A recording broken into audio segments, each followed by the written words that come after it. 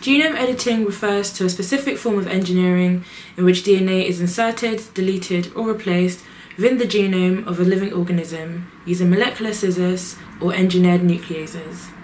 The nucleases produce site-specific double-stranded breaks within desired locations of the genome. Once this has been done, the DNA double-stranded breaks are repaired via non-homologous recombination. This results in targeted mutations known as edits. Although genome editing has a wide variety of advantages, including engineering of plants, targeted gene therapy, and revealing the unknown function of specific genes, there are also many ethical considerations.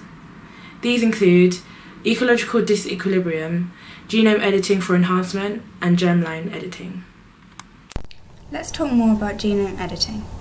We now know that genome editing is the insertion, deletion, or replacement of DNA using nucleases. There are a number of different nucleases being used for genome editing, such as meganucleases, zinc finger nucleases, transcription activator-like effector nucleases, and the CRISPR-Cas9 system.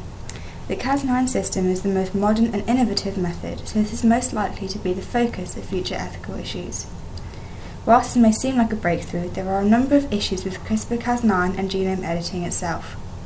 Firstly, assessing the risks versus benefits. The disadvantage of CRISPR and other genome editing methods is that they are not 100% accurate, producing off-target mutations. With CRISPR, scientists found that humans suffered a greater risk of off-target mutations than mice or zebrafish.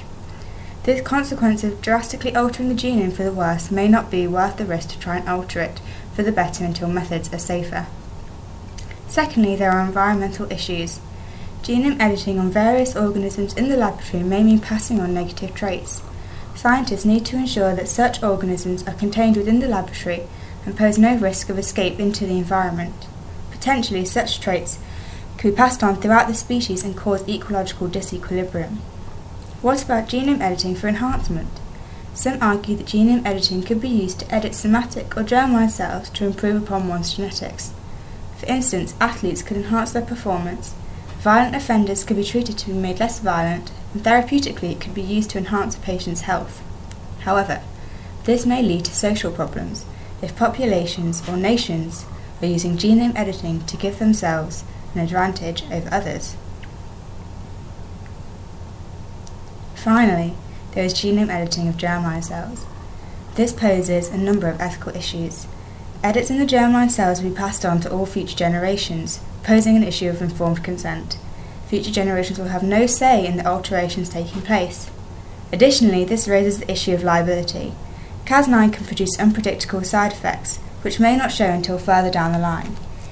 If this were the case, who would the individual look for to blame? Furthermore, germline editing is considered acceptable in clinical research, but editing of embryos to create inherited changes is currently considered unacceptable and banned in many countries. Hiya, welcome to Build a Baby Clinic. I'm Dr. Jones, and how can I help you two today? Hi Dr. Jones. Well, we're thinking of having a baby soon, and we've come to you to see if we can pick some characteristics. Yeah, that's possible.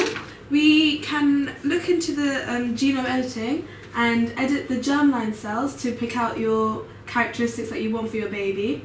I've got a catalogue here with some possible physical characteristics, so maybe eye colour, hair colour, and you can choose them out and I'll put the order through for you today, yeah? Oh, great. Ooh, which one do you fancy? This one? Yeah, and that one? That sounds good. Yeah, so we'll have black hair, please. Yeah. And blue eyes. Yeah, that's fine. I'll put that order through for you today and you'll get it within a week. Oh, brilliant. It is important to note that the breakthrough genome editing system, CRISPR-Cas9, has prompted recent calls for a genome editing moratorium from scientists all over the world. Many fear that CRISPR-Cas9, as well as other genome editing procedures, will inevitably lead to the editing of human germline cells, meaning that any alterations will be passed down onto future generations.